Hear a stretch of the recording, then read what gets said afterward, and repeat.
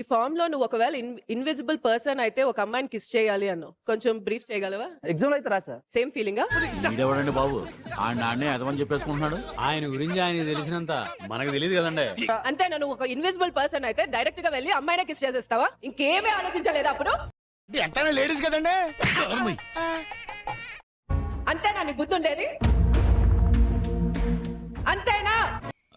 Okay okay, cool down. అనవసరంగా ఎందుకు tension అవుతావు?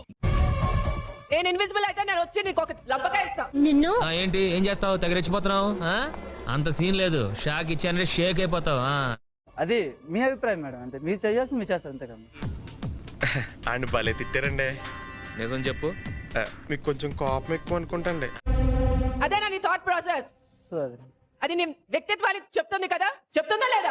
అదేంటండి అంత బీపీ వచ్చింది, పోతారేమని భయపడ్డాను. కాలేజ్ డిసప్పాయింట్ అయ్యావా? అపర్ణ, అసలు నువ్వు ఫేమస్ అవ్వాలనుకుంటున్నావు అంతేనా? ఆల్మోస్ట్ ఇక్కడికి వస్తే ఫేమ్ అవుతాం కదా మేడం. అసలు నీకు లత్కూర్ ఐడియా ఇచ్చిన థర్డ్ పార్టీ ఎవరు?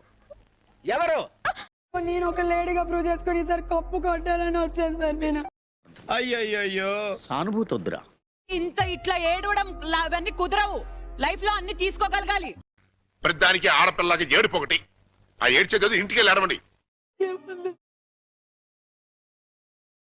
లైఫ్ లో రిజెక్షన్ యాక్సెప్ట్ చేయవు నువ్వు. యాక్సెప్ట్ చేయడం కాదు. ఇదేం కర్మరా దేవుడా.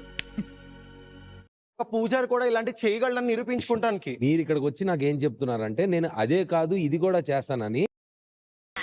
అవునండి, అమ్మయ్యా అంతేనండి మ్యాటరు.